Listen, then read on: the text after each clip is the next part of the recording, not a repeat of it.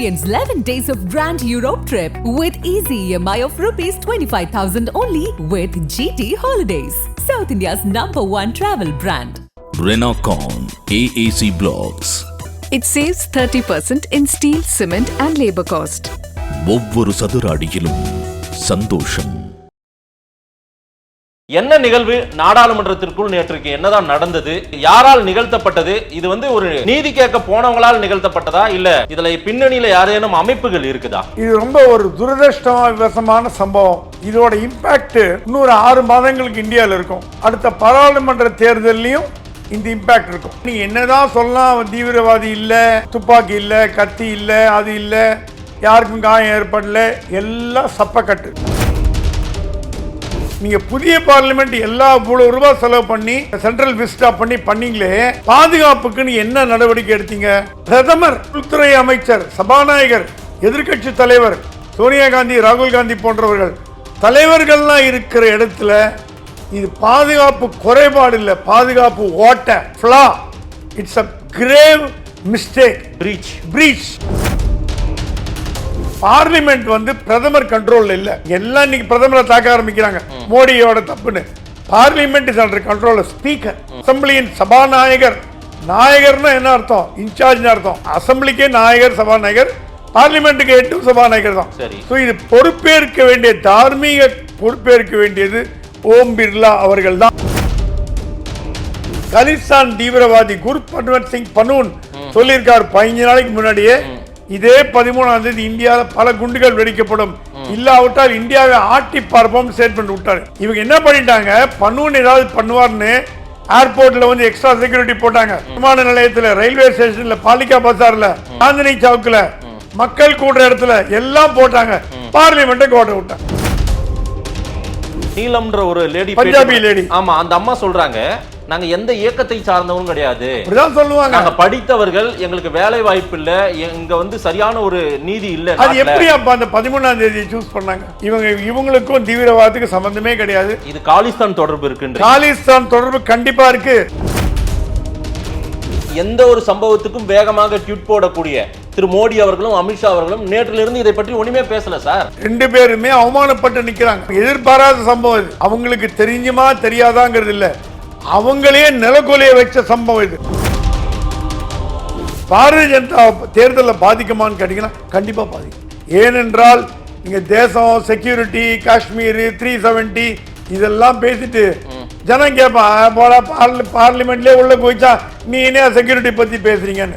தலைக்குனிவு தானே இது, கண்டிப்பா தலைக்குனிவு. சரி, இந்தியாவுக்கு தலைக்குனிவா? தலைக்குனிவு. பனூனுக்கு இப்ப யார் டார்கெட்? பனூனுக்கு டார்கெட் எப்படின்னா இந்திய கவர்மெண்ட் டார்கெட். நியூயார்க் சுப்ரீம் கோர்ட்ல இதே பனூன் மன்மோகன் சிங் மேலேயும் சோனியா காந்தி மேலேயும் வழக்கு போட்டார், ஜெனோசைட்னு. இந்திரா காந்தி இருந்த பிறகு சீக்கியர்கள் மாஸ் கொலை பண்ணாங்கன்னு வழக்கு போட்டு சோனியா காந்தியை கூண்ல ஏத்தினாரு நியூயார்க்ல. பனூன் காங்கிரஸ்காரரோ பிஜேபி காரரோ கிடையாது, தீவிர காலிஸ்தான்வாதி. பிரதாப் சிம்கா பிஜேபியினுடைய எம்பி கொடுத்த பாஸ் அடிப்படையில் உள்ள போயிருக்காரு. அந்த மனோரஞ்சன் உள்ளிட்ட அந்த 2 பேர் உள்ள போனவங்க, அந்த 4 பேருமே அவங்க அப்படிதான் பார்லிமெண்ட்டுக்கு உள்ள போயிருக்காங்க. நான் என்ன கேட்கிறேன், பிரதாப் சிம்கா இடத்துல ஒரு ஜோதிமணியோ, ஒரு சு வெங்கடேசனோ, அல்லது ஒரு எம் அப்துல்லாவோ நம்ம திமுக எம்பி இருந்திருந்தால் இந்நேரம் பிஜேபி என்ன ஆட்டம் ஆடி இருப்பாங்க அப்படின்னு கேட்கறாங்க. எதிர்கட்சிக்காரங்க கொடுத்த லெட்டர்ல 2 பேர் இந்த மாதிரி பண்ணியிருந்தாங்கன்னா எதிர்கட்சிகள்ல தேச துரோகின்னுவாங்க. அதன் தமிழ் நேயர்களுக்கு வணக்கம். பல்வேறு துறைகளில் ஆக சிறந்த ஆளுமைகளை சந்தித்து நாம் நேர்காணல் எடுத்து வருகிறோம். அந்த வகையில் மீண்டும் நம்மோடு இணைந்திருக்கிறார் மூத்த பத்திரிகையாளர் பிரகாஷம் சுவாமி அவர்கள். அவரிடம் கேட்பதற்கு நிறைய இருக்கின்ற வாரங்கள் அவரிடமே கேட்போம். வணக்கம் பிரகாஷம் சுவாமி சார். வணக்கம், எப்படி இருக்கீங்க? நல்லா இருக்கேன், தேங்க்யூ. இந்தியாவின் இதயம் நாடாளுமன்றம். நாடாளுமன்றம் தான் நமக்கு எல்லா பாதுகாப்பையும் உறுதிப்படுத்த போறது. அங்கதான் எல்லாமே நடக்கும். ஒட்டுமொத்த 140 கோடி மக்களின் பிரதிநிதிகள் அங்கதான் உட்கார போறாங்க. அங்கேயே 2 அசம்பாவித சம்பவங்களை நிகழ்த்தக்கூடிய நபர்கள் உள்ள புகுந்திருக்காங்க. இது பெரிய அதிர்ச்சியா இருக்குது. உலகமே மோடியை பாராட்டுது அப்படின்றாங்க. ஆனா உள்ளூர்ல நம்முடைய நாடாளுமன்றத்துக்குள்ளார போய் இந்த அரசின் மீது பல்வேறு குற்றச்சாட்டுக்களை அடுக்கி பல கோஷங்கள் எல்லாம் எழுப்பியிருக்காங்க. அவங்க சொல்ற பல கோஷங்களை ரொம்ப முக்கியமா சர்வாதிகாரத்தை அனுமதிக்க கூடாதுன்றாங்க. பாரத் மாதா கி ஜெயும் போட்டிருக்காங்க, ஜெய் பீம்ன்றாங்க, மணிப்பூர் கலவரத்துக்கு நீதி கேட்டிருக்காங்க. என்ன நிகழ்வு நாடாளுமன்றத்திற்குள் நேற்றுக்கு என்னதான் நடந்தது, யாரால் நிகழ்த்தப்பட்டது, இது வந்து ஒரு நீதி கேட்க போனவங்களால் நிகழ்த்தப்பட்டதா இல்ல இதுல பின்னணியில யாரேனும் அமைப்புகள் இருக்குதா? இது ரொம்ப ஒரு துரதிருஷ்டவசமான சம்பவம். இது நம்ம கடந்து போக முடியாது. இதோட இம்பாக்ட் இன்னொரு 6 மாதங்களுக்கு இந்தியாவில் இருக்கும். அடுத்த பாராளுமன்ற தேர்தலையும் இந்த இம்பாக்ட் இருக்கும். சரி, நீங்க என்னதான் சொல்லலாம், தீவிரவாதி இல்லை, துப்பாக்கி இல்லை, கத்தி இல்லை, அது இல்லை, யாருக்கும் காயம் ஏற்படல, எல்லாம் சப்பக்கட்டு. நான் ஒத்துக்க தயாராக இல்லை. பார்லிமெண்ட், புதிய பார்லிமெண்ட் கட்டணங்கிறது அழகான குஷன் சோஃபா, நடராஜர் சிலை, அப்புறம் வந்து நல்ல ஒரு நவீன கர்டன், நல்ல மைக்கு, ஆடியோ சிஸ்டம். அது பார்லிமெண்ட், புதிய பார்லிமெண்ட் இல்லை. கோட்டைன்னா உள்ள வந்து காக்கா போக முடியல, அதுதான் பார்லிமெண்ட். நீங்க புதிய பார்லிமெண்ட் எல்லா இவ்வளவு ரூபாய் செலவு பண்ணி சென்ட்ரல் விஸ்டா பண்ணீங்களே, பாதுகாப்புக்குன்னு என்ன நடவடிக்கை எடுத்தீங்க? பழைய பார்லிமெண்ட்ல இந்த மாதிரி நடந்திருக்குமான்னு ஒரு எம்பி காலில் கேட்டார் என்கிட்ட. பழைய பார்லிமெண்ட் இந்த மாதிரி நடக்க வாய்ப்பு இல்லைங்க, புதிய பார்லிமெண்ட் ரொம்ப பெருசு, அதுக்கேற்ற போலீஸ் வசதிகள், செக்யூரிட்டி வசதிகள் இல்லைன்னார். சரி, ஒன்று சொல்றேங்க, இப்போ நீங்க பிளேன்ல போறீங்க, எப்படி உங்களை செக் பண்றான் பிளேன்ல? பேண்ட்டை கேட்டு அதை குறை, ஷூவை கேட்டு, பெல்ட்டை கேட்டு, பர்ஸை கேட்டு, வாட்சை கேட்டு, எல்லாம் தப்பு கிடையாது. உச்சபட்சமான செக்கப்பா என்ன பண்றாங்கன்னா ஆடைய கூட சில நேரத்தில் கேட்ட சொல்றான். ஆமா, பெண்கள்னா பெண்கள், ஆண்கள்னா ஆண்கள், தனித்தனியாக பிரிக்கிறான்.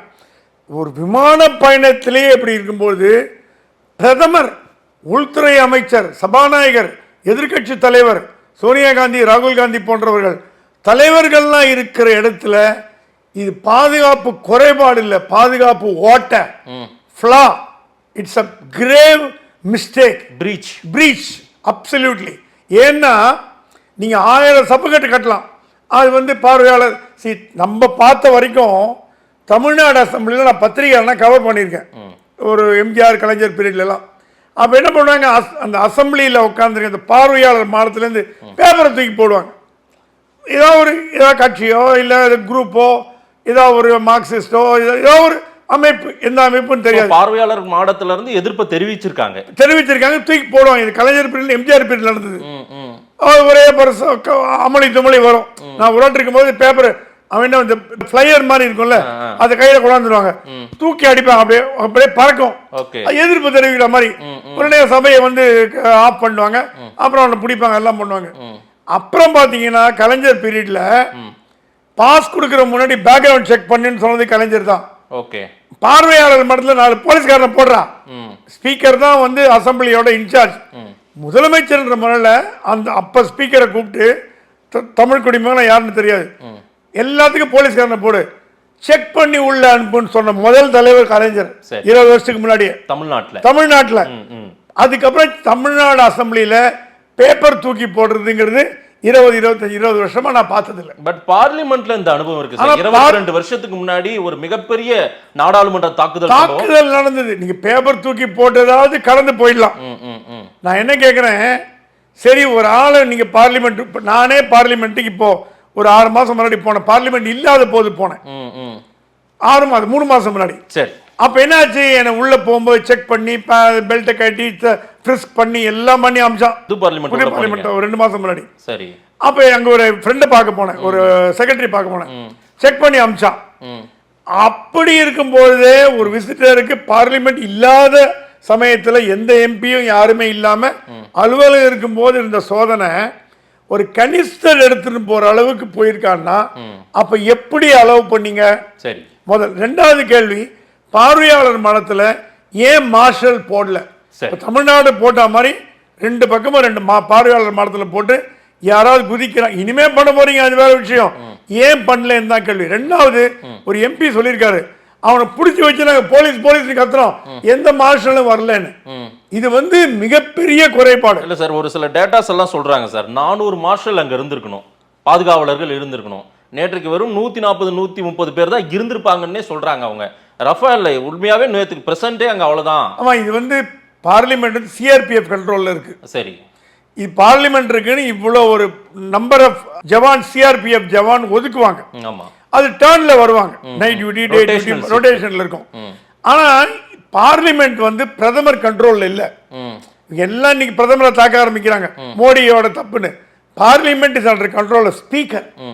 அசம்பிளி எப்படி, அசம்பிளியின் சபாநாயகர், நாயகர்னா என்ன அர்த்தம், இன்சார்ஜ் அர்த்தம், நாயகன் மாதிரி சபாநாயகர், அசம்பிளிக்கே நாயகர் சபாநாயகர், பார்லிமெண்ட்டுக்கு 8 சபாநாயகர் தான். சோ இது பொறுப்பேற்க வேண்டிய, தார்மீக பொறுப்பேற்க வேண்டியது ஓம் பிர்லா அவர்கள் தான். ஏன் மோடியை அலிகேட் பண்ண முடியாது?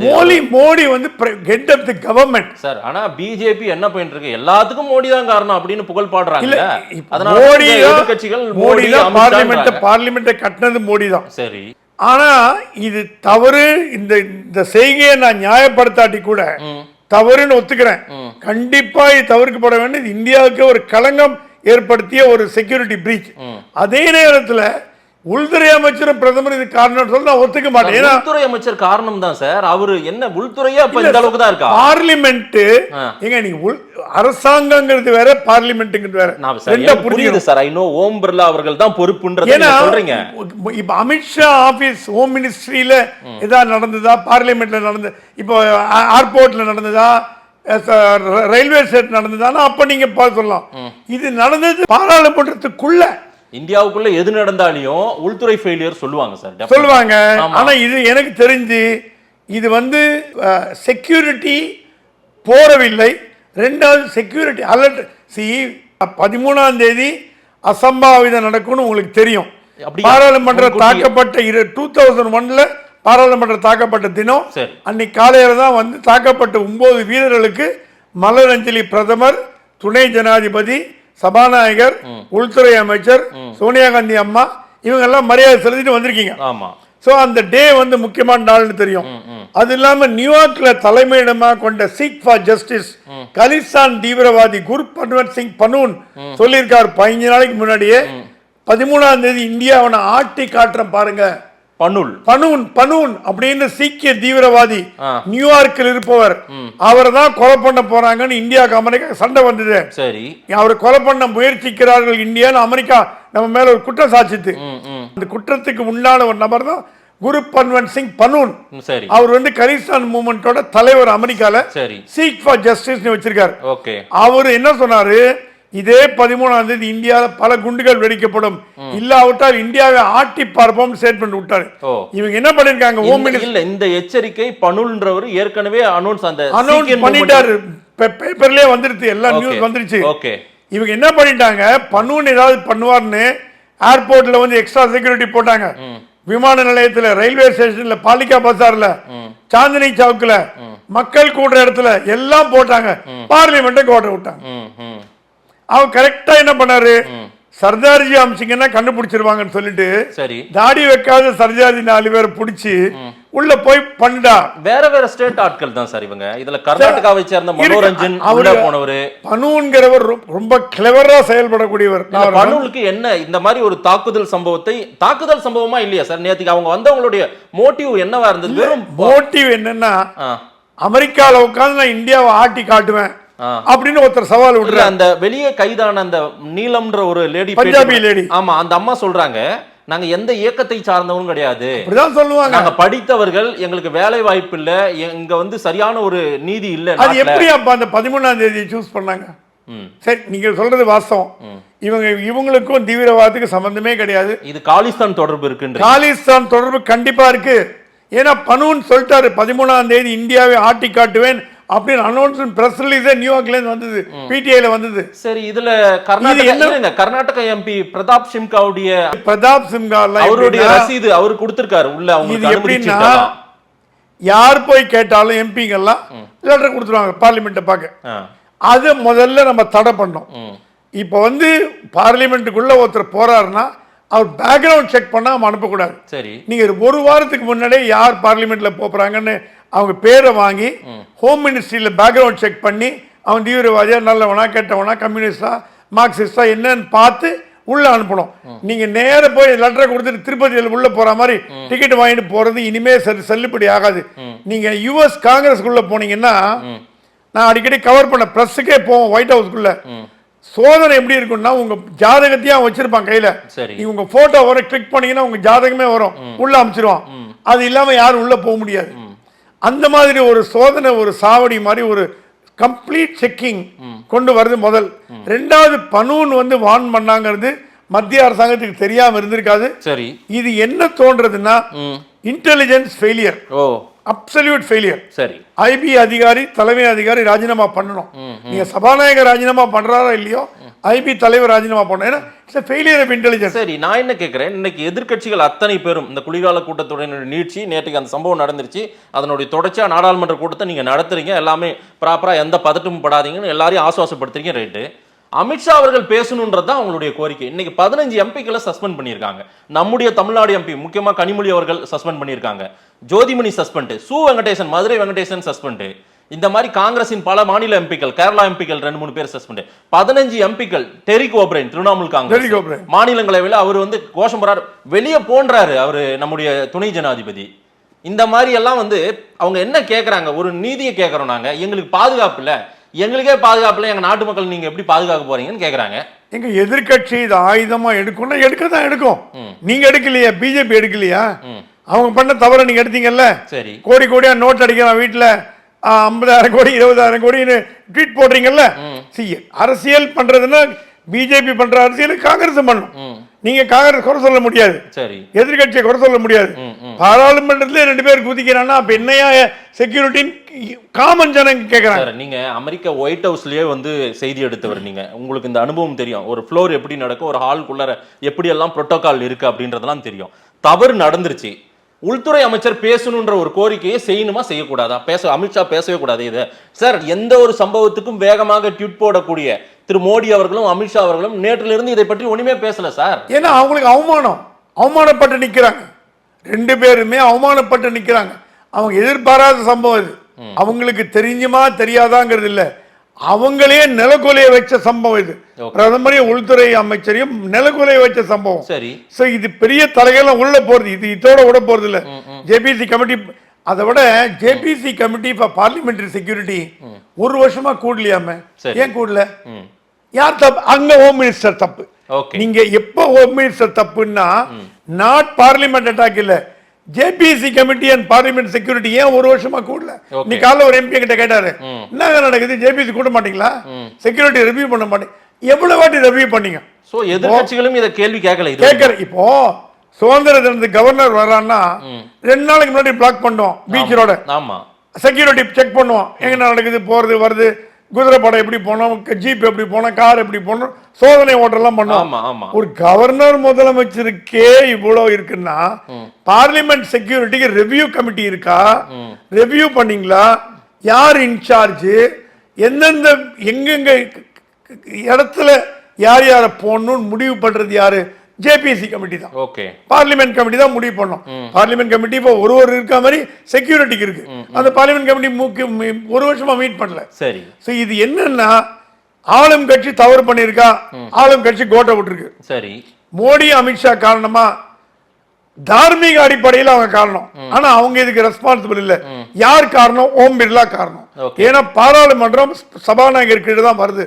சோ நீங்க யாரையாவது கை வீரல் காமிச்சு குற்றம் சொல்லணும்னு நினைச்சீங்கன்னா அது வந்து ஓம் பிர்லா தான் குறை சொல்ல முடியும். ஏன்னா வந்து பார்லிமெண்ட் செக்யூரிட்டியோ, பார்லிமெண்ட் இப்ப கேண்டீன்ல சாப்பாடு சரியில்லைன்னு நீங்க பிரதமர் பிளேம் பண்ண முடியாது, சபாநாயகர் தான் கேட்கிறோம். சரி, வேலை ஜாஸ்தி இருக்குன்னு சபாநாயகர் தான் கேட்கிறோம்.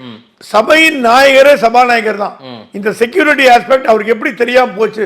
சுமித்ரா மகாஜன் இருந்தா அப்படி பண்ணிருப்பாங்களா அப்படின்னு ஒரு எம்பி கேட்டார். கண்டிப்பா கேட்பாங்க. நீங்க எதிர்கட்சிகள் சொல்றதுல எந்த தப்பும் கிடையாது. நீங்க அந்த ஓம் பிர்லா வட்டத்துக்குள்ளாரே, சபாநாயகர் வட்டத்துக்குள்ளாரே இது வந்து தவறு அப்படின்றீங்க. மோடி அமித்ஷாவுக்கெல்லாம் போவாதீங்கன்றீங்களா? எப்படி? அமித்ஷா மோடி பேசணுமா பேசக்கூடாது? அமித்ஷா மோடி கண்டிப்பா பாராளுமன்றத்தில் பேசணும், அது எந்த டவுட்டும் கிடையாது. அததான் கேட்டாங்க 15 எம்பி. அமித்ஷா மோடி, ஆனா உடனே பேசு, இப்பவே பேசுன்னு சொல்றது அதிகாரம் எதிர்கட்சி கிடையாது. பிரதமர் விளக்க உரை கூற வேண்டியது கடமை. ஆனா இவங்க சொல்ற டைம்குள்ள 1 மணிக்குள்ள பேசணும், 2 மணிக்குள்ள பேசணும் அப்படின்னு பிரதமர் அதிகாரம் பண்ண முடியாதுங்க. அவங்களுக்கு என்ன சொல்ற, பிரதமரும் உள்துறை அமைச்சரும் நேற்று நைட்டு தூங்கி இருக்க மாட்டாங்க. அவங்களுக்கு வர வேண்டிய தரவுகள்லாம் வரத்துக்கு 1 நாள் ஆகும். பிரதமரா இருந்தா கூட பனூன் இன்வால்வ்டா, யார் இன்வால்வ்டு, கலிசன், அந்த தகவல் வராம எப்படிங்க எழுந்து பார்லிமெண்ட்ல பிரதமர் பேச முடியும்? பேச முடியும். இப்ப பிரதமர் பேசாத நான் ஜஸ்டிஃபை பண்ணல, என்ன காரணமா இருக்கும்னு யோசிச்சு பார்த்தா முழு தரவுகள் அவங்களுக்கு வரல. அது இன்டெலிஜென்ஸ் கொடுத்திருக்காங்களா? பெரிய இணைய உலகத்துல இன்னைக்கு எல்லாமே இன்னைக்கு இல்ல எல்லாம் மோடி நமக்கு நிறைய அட்வான்ஸா ஏகப்பட்டதா கொடுத்துட்டாரு. எடுக்கிறதுக்கு அவர் என்ன நினைச்சிருக்கலாம், எல்லாம் வந்தாவிட்டு நம்ம பார்லிமெண்ட்ல போய் பேசலாம் அப்படின்னு நினைச்சிருக்க வாய்ப்பு உண்டு. இல்ல நான் என்ன கேக்குறேன், பிரகலாத் ஜோஷி உள்ளிட்ட பலருக்கு பதில் அவங்க எல்லாம் பதில் கொடுத்து இவ்வளவுதான் பதில்ன்ட்டு இன்னைக்கு வேக வேகமா நீங்க கத்தாதீங்க உட்காருங்கன்னு அவங்களை அடக்கிறதும் அவங்களை ஒடுக்கிறதுமா தான் பண்ணிட்டு அவங்கள சஸ்பெண்ட் பண்றாங்கன்றது சஸ்பெண்ட் நடவடிக்கை வரைக்கும் போகுதுன்னா அப்ப பிரதமர் அமித்ஷா அவர்களும் பேச மாட்டாங்கன்றத சொல்ல வராங்களா? எப்படி? இல்ல, இந்த பிரதமர் அமித்ஷா பேசணுமா?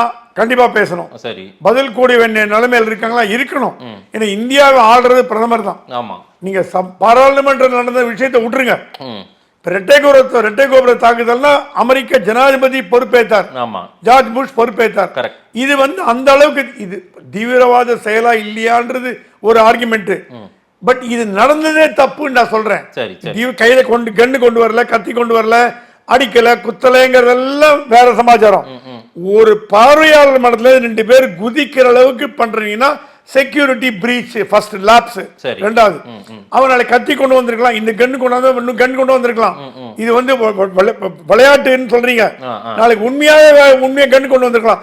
அப்ப செக்யூரிட்டி வெளியில எப்படி கோட்டை விட்டது? சிஆர்பிஎஃப் தலைவர் முதல்ல நீக்கணுமா வேண்டாமா? தூக்கி வீட்டுக்கு அனுப்புங்க. இல்ல சார், சாதாரண ஒரு மால்குள்ளார போறோம்னா கூட நமக்கு மெட்டல் டிடெக்டர் இங்க அதெல்லாம் எதுவுமே காணல. நான் என்ன கேக்குறேன், ஷூல வச்சுட்டு எடுத்து வந்தாலும் சொல்றேன். நாடாளுமன்ற கட்டடத்தை நீங்க உள்ள போய் பார்த்ததுனால நான் கேக்குறேன், இது குடோன் மாதிரி பெரிய மால் மாதிரி கட்டிருக்காங்க, தியேட்டர் மாதிரி கட்டிருக்காங்கன்னு ஜோதிமணி எம்பி அவர்கள் சொல்றாங்க. அது அப்படிதான் இருக்கா? பாதுகாப்பு எக்ஸிபிஷன் ஹால் மாதிரி இருக்கு. எக்ஸிபிஷன் ஹால் மாதிரி. அது பழைய பாராளுமன்றத்துல ஓரளவுக்கு சின்னதா இருந்தா கூட செக்யூரிட்டி ரொம்ப கரெக்டா இருந்தது. சரி, நான் வித்தியாசம் அப்பவே கண்டுபிடிச்சேன். இது ஏதோ நம்ம சென்னை ட்ரேட் சென்டர் உள்ள போற மாதிரி இருக்குது. பெரிய ஒரு மைதானம், ஒரு இது அந்த மாதிரி இருக்கு. அந்த பாராளுமன்றத்தோட அந்த செக்யூரிட்டிங்கிறது அந்த அளவுக்கு படல. பட் மனசுல பட்டது, என்னடா இது இப்படி வேற மாதிரி இருக்க, எல்லாம் மாத்திட்டாங்க. ஏதோ தாஜ்மஹால் பார்க்க வர மாதிரி எல்லாம் டூரிஸ்ட் மாதிரி பண்ணிட்டாங்க.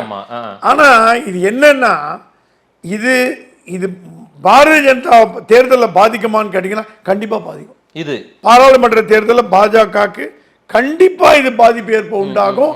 ஏனென்றால் நீங்க தேசம், செக்யூரிட்டி, காஷ்மீர், 370 இதெல்லாம் பேசிட்டு ஜனம் கேட்பான், பார்லிமெண்ட்லயே உள்ள போயிச்சா நீ என்ன செக்யூரிட்டி பத்தி பேசுறீங்கன்னு. தலைக்குனிவு தான் இது, கண்டிப்பா தலைக்குனிவு. சரி, இந்தியாவுக்கு தலைக்குனிவா? தலைக்குனிவு. மோடிக்கு தலைக்குனிவா? தலைக்குனிவு. அமித்ஷாவுக்கு தலைக்குனிவா? தலைக்குனிவு. எந்த மாற்றமும் கிடையாது. இதுல யாராவது ஒரு இஸ்லாமிய பெயர் தாங்கியவரோ கிறிஸ்துவ பெயர் தாங்கியவரோ இதுல போயிருந்தா சும்மா விட்டுருப்பாங்க பிஜேபி அப்படின்னு கேக்குறாங்க எதிர்கட்சிகள். நல்ல லாஜிக்கான கேள்விதானே அது. ஜாதிக்கும் மதத்துக்கும் தீவிரவாதத்துக்கும் என்னங்க சம்பந்தம்? கடந்த காலங்களில் அப்படி எல்லாம் பேசியிருக்கு. எதிர்கட்சிகளோட நியாயமான கோரிக்கை நான் வரவேற்கிறேன். பாராளுமன்றம் செக்யூரிட்டி பீஃப் பண்ணும், அது தப்பு கிடையாது. நடந்த தவறுக்கு அரசாங்கம் விளக்கம் அளிக்கணும், அதுவும் எதிர்கட்சிகள் உரிமை. எந்த தப்பும் கிடையாது. எதிர்கட்சிகள்னா ஜால்ரா அடிக்கணும்னு அவசியம் இல்ல, கேள்வி கேட்கணும். ஆனா இந்த கேள்வி நீங்க மத விஷயத்தை தூவி விடுறீங்க. ஒரு இஸ்லாமியரா இருந்தா இப்படி பண்ணிருப்பீங்களா, இஸ்லாமியரா இருந்தா என்ன சொல்லிருப்பீங்க? இது ஏன் கற்பனையை இது வளர்க்குறீங்க? இது நீங்க இது டெரரிஸ்ட் கடந்த காலத்துல பத்தான்கோட்டெல்லாம் இப்படிதானே சார் எடுத்து வச்சு அரசியல் டெரரிஸ்ட் அட்டாக்னு ப்ரூவ் ஆகல. சரி, டெரரிஸ்ட் அட்டாக் வாய்ப்பு இருக்கா இல்லையான்னு நான் என்ன கேட்க, நமக்கு முழு பிக்சர் வந்திருக்கா? முழு பிக்சர் வரல. 6 பேர் இன்வால்வ்டு, 2 பேர் உள்ள, 2 பேர் வெளியே, 2 பேர் பிரெயின், அது தெரியும். ஒரு சர்தார்ஜி அம்மா, மீதி 5 பேர் வேற ஒரு மாநில சேர்ந்தவங்க. அவங்க என்ன சொல்றாங்க, வேலை கிடைக்கல, தீவிரவாதம், சர்வாதிகாரம் இப்படிதான் பேசுறாங்களே தவிர இவங்க பனுவனோட கையாளான்னு கண்டுபிடிக்கிறதுக்கு உங்களுக்கு தரவுகள் வரணும். அதுக்கு அமெரிக்கால இருக்க இந்திய தூதர் ரிப்போர்ட் அனுப்பணும். பனுவனோட ஆக்டிவிட்டி எல்லாம் உறுதியா பனுவல் ஆளுங்க தான் இவங்க அப்படின்ற. பனுவன் சொன்னதை செய்யக்கூடியவர். சீக்கிய மூவ்மெண்ட் பனுவலுடைய ஆட்கள் தான் நேத்து உள்ள பாராளுமன்றத்துல உள்ள கலிஸ்தான் மூவ்மெண்ட்ல நீங்க ஒண்ணு ஞாபகம் வச்சீங்க, இந்திரா காந்தியை சுட்டு கொலை பண்ணது யாரு? பாதுகாவலர்கள். ஆமா, இந்திரா காந்தி கொலை பண்ணது யாரு? ஆபரேஷன் ப்ளூ ஸ்டார் பிறகு பாதுகாவலர்கள். ஆமா, அந்த கலிஸ்தான் மூவ்மெண்ட்டை திருப்பி கொண்டு வரதுக்கு குரு பன்வந்த் சிங் பன்னூன் பாகிஸ்தானோட கை கோத்து அமெரிக்கால செயல்படுறார். பனுலுக்கு இப்ப யார் டார்கெட்? பனுவனுக்கு டார்கெட் எப்படின்னா இந்திய கவர்மெண்ட் டார்கெட்.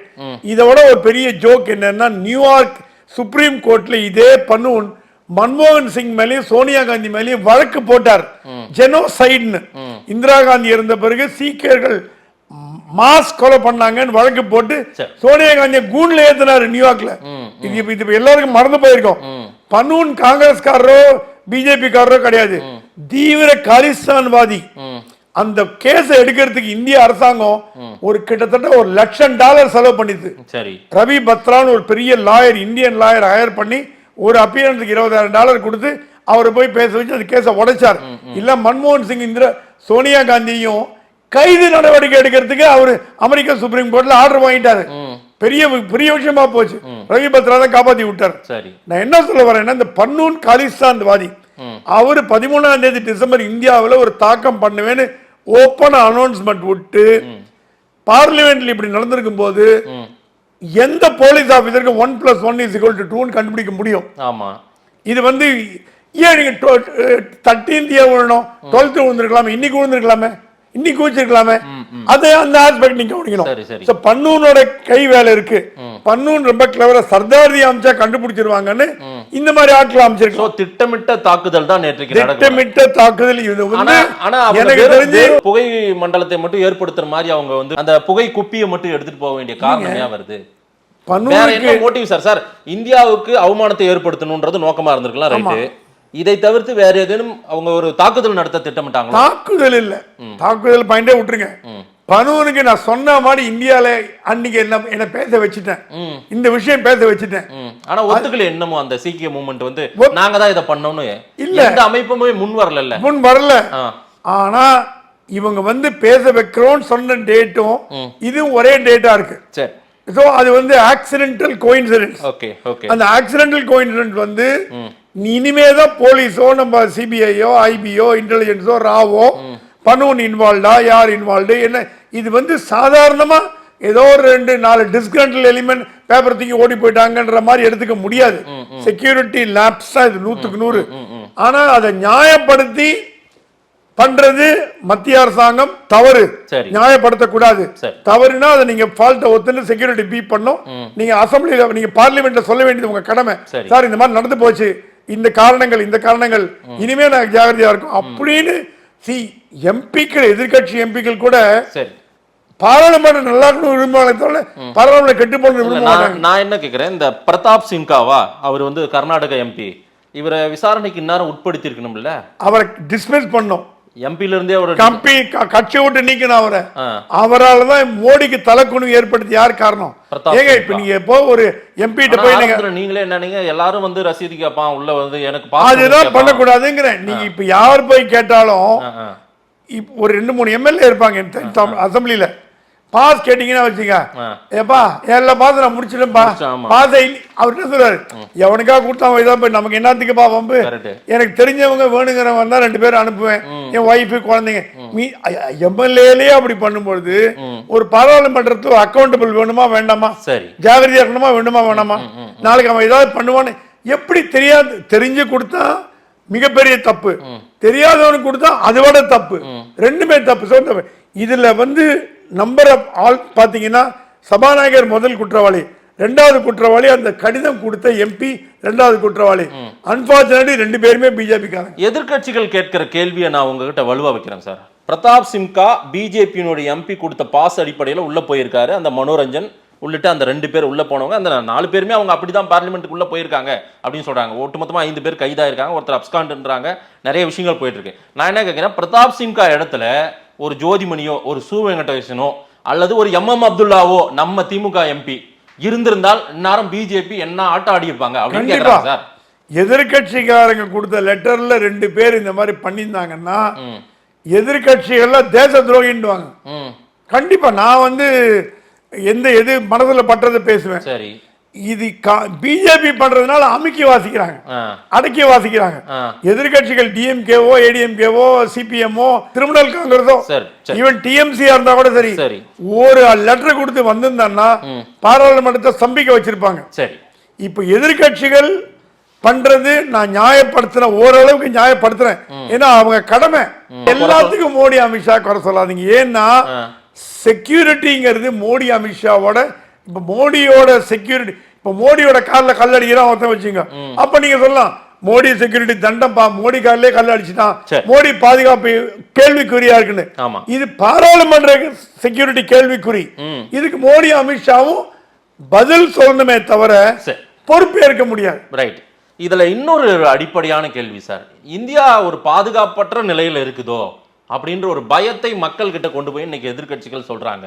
நாட்டை காப்பாத்துவாங்களா இவங்க? முதல்ல வீட்டையே சரியா காப்பாற்ற முடியல. மோடி என் கோயில்னு சொன்னாரு, கோயிலை காப்பாற்ற முடியாம இப்ப நடுவில் உள்ள பூந்துட்டாங்களே அப்படின்ற ஒரு பயத்தை எதிர்க்கட்சிகள் இன்னைக்கு சொல்றாங்க.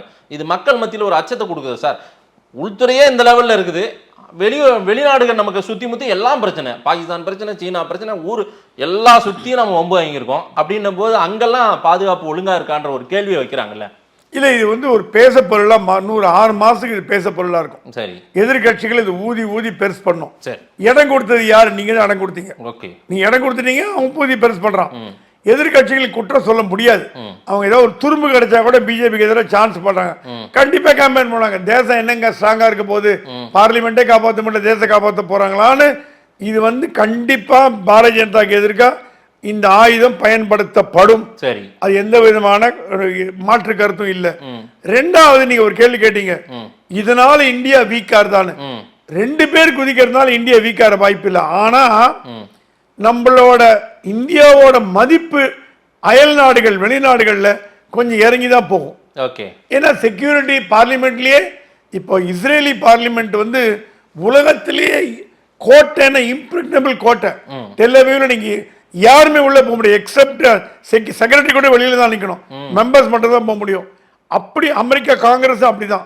காங்கிரஸ் மகாசபைக்குள்ள அசம்பிளி நடக்கும்போது, ஹவுஸ் நடக்கும்போது யாருமே போக முடியும், அக்ரெடிட்டட் பேட்ச் இருந்தா கூட தான் போக முடியும். அப்படிப்பட்ட ஒரு ஈக்குவலண்ட் இந்தியாவை சொல்லும் பொழுது பாராளுமன்றத்திலே இந்த மாதிரி பண்ணாங்கன்னா இது வந்து இந்தியாவுக்கு ஓரளவுக்கு வெளிநாடுகள்ல தலைக்குனிவு இல்லைன்னு மறுக்க முடியாது. பாகிஸ்தான் எள்ளி நகையாடும். ரெண்டாவது நீங்க என்னமோ எங்களை சொன்னீங்களப்பா, நாங்க தான் தீவிரவாதம், நாங்க தான் உங்களை அடிக்கிறோம், கிராஸ் பார்டர் டெரரிசம், உங்க பார்லிமெண்ட்லயே குதிக்கிறானே அப்படின்னு கேட்டா நம்ம எங்க மூஞ்ச வச்சுப்போம்? இது எல்லாம் இப்போ நடந்து போச்சு. 2 பண்ணணும். பார்லிமெண்ட்ல ஒரு 6 மாசத்துக்கு எந்த எம்பி விசிலர் கூட்ட வேண்டிய அவசியம் இல்லை. நீங்க பள்ளிக்கூடங்கள் இப்ப நம்ம தமிழ்நாட்டில் பாத்தீங்கன்னா நல்ல காரியம் பண்றாங்க. தினம் ஒரு ஸ்கூல்ல இருந்து ஒரு 100 பசங்களை கொண்டு வருவாங்க. நீங்க பாத்திருப்பீங்க. அன்பில் மகேஷ் பொழியாமி நல்ல காரியம் பண்றாரு. ஏன்னா குழந்தைகளுக்கு சட்டசபை எப்படி நடக்கிறதுன்னு கத்து கொடுக்கணும். அந்த மாதிரி பார்லிமெண்ட்ல குழந்தைகள், காலேஜ் பசங்க, ஸ்கூல் பசங்களை மட்டும் அலோவ் பண்ணுங்க, வேற யாரும் அலோவ் பண்ணாதீங்க. தெரிஞ்சவங்க, இப்போ அந்த எம்பியோட brother, father, sister, mother, wife, sister அந்த மாதிரி கொடுங்க. தெரியாத ஆட்களுக்கு கொடுக்கறத ஸ்டாப் பண்ணுங்க. இல்ல, அதாவது நீங்க உங்களுடைய தொகுதி ஆட்களை கூட்டு வரணும்னு நினைச்சா நீங்க அக்கௌண்டபிள் எடுத்துக்கோங்க. அக்கௌண்டபிள் எடுத்துக்கோங்க. எஸ். அவன் பேக்ரவுண்ட் செக் பண்ணிட்டு எடுங்க. ஆமா. கண்டவனுக்குலாம் நீங்க திருப்பதியில போனா அந்த விஐபி பாஸ் லெட்டர் கொடுக்குறாங்க பாருங்க, ஸ்டாம்ப் போட்டு வச்சிருப்பான், பேரை மட்டும் சீல் போட்டு கொடுத்துருவோம். அங்க மதிக்கூட மாட்டான், அது வேற விஷயம். எல்லா எம்பியும் ஒரு லெட்டர் பேட், அந்த மாதிரி எல்லா எம்பியும் கேந்திர வித்யாலயா லெட்டர் வச்சிருப்பாங்க, சீல் போட்டு கொடுப்பாங்க. ஸ்கூல் அட்மிஷன், காலேஜ் அட்மிஷன், டொனேஷனுக்குலாம் அந்த மாதிரி பண்ணாதீங்க. பாராளுமன்றம் என்பது புனிதமான இடம். அதுல போய் நீங்க வந்து செக்யூரிட்டி லேப்ஸ் பண்ணது மாபெரும் தவறு. இது இந்தியா அரசாங்கம் பதில் சொல்லணுமா? கண்டிப்பா பதில் சொல்லணும். பாராளுமன்ற சபாநாயகர் முடிந்தால் அவரை எடுத்து மாத்திட்டு வேற ஆளை போட பாருங்க. ஏன்னா அவர் எஃபிஷியன்சியை காட்டுறது. இல்லைன்னா சபாநாயகர் வந்து திருத்திண்டு எப்படி வந்து இனிமே ஜாகிரதையா, அது இல்லாம 2001 நடந்த அதே நாள்ல பண்ணிருக்காங்கன்னா எவ்வளவு தலைக்குணிவு. நம்ம இந்தியர்களுக்கு தலைக்குணிவு தானே, அதை பார்த்து மறக்க முடியாது. ஆனா பனூனோட ஆக்டிவிட்டி நீங்க வந்து அமெரிக்காவுக்கு சொல்லணும். இப்ப நீங்க என்ன அமெரிக்கா கேக்குது, பனூனை கொலை பண்றதுக்கு நீங்க ஆள் அனுப்புறீங்களா அப்படின்னு கேக்குது. ஏன்பா நாங்களா கொலை பண்றோம், உங்க அமெரிக்க பிரஜை பனூன் எங்க பார்லிமெண்ட்ல பண்ணாம பாத்தீங்களான்னு நீங்க எடுத்து சொன்னீங்கன்னா என்ன? இல்ல நான் பனூல் நீங்க அந்த சீக்கிய மூவ்மெண்டோட நீங்க சுருக்கி பாக்குறீங்களா? இதுல அமெரிக்கா தொடர்பு ஏதாவது கொண்டு வர போறீங்களா? அமெரிக்கா தொடர்பு கிடையாது. அமெரிக்கா என்ன பண்ணது, எங்க நாட்டு குடிமகன், அவனை ஒண்ணும் பண்ணாதீங்கன்னு சொல்லுதே தவிர. ஏன்னா அமெரிக்கா தான் தீவிரவாதத்துல அதிகமா பாதிக்கப்பட்ட நாடு. இரட்டை கோபுர தாக்குதல், அவங்க போய் எங்க தீவிரவாத சப்போர்ட் பண்ணுவாங்களா? அதுல இந்தியாவுக்கும் அமெரிக்காவுக்கும் ஆன்டி டெரர் அக்ரிமெண்ட் இருக்கு. தீவிரவாதிகள் யாராவது அமெரிக்காவில் முடிஞ்சதுன்னா இவங்க பிடிச்சி டிபோர்ட் பண்ணலாம், இந்தியாவில் இருந்தால் டிபோர்ட் பண்ணலாம். அது எக்ஸ்சேஞ்ச் ஆஃப் பிரிசனர்ஸ் எல்லாமே ஒரு ஃபர்ஸ்ட் கிளாஸ். ஒபாமாவும் மோடியும் மன்மோகன் சிங்கும் பண்ண ஒரு உடன்படிக்கை. அந்த உடன்படிக்கை பிரகாரம் தீவிரவாதத்தை அமெரிக்கா சப்போர்ட் பண்ணாது. இல்ல சார், சார்க் நாடுகள் தலைவரா இந்த காலகட்டத்துல மோடி இருக்கிற போது இந்த மாதிரி ஒரு சம்பவம் உலக நாடுகள் எப்படி பார்க்கும்? ஆனா அவங்க என்ன சொல்றாங்க, அமெரிக்கால ஒரே ஒரு விஷயம் என்னன்னா, 2 விஷயங்கள் வந்து உலகத்திலேயே நடக்காதங்க நடக்கும்.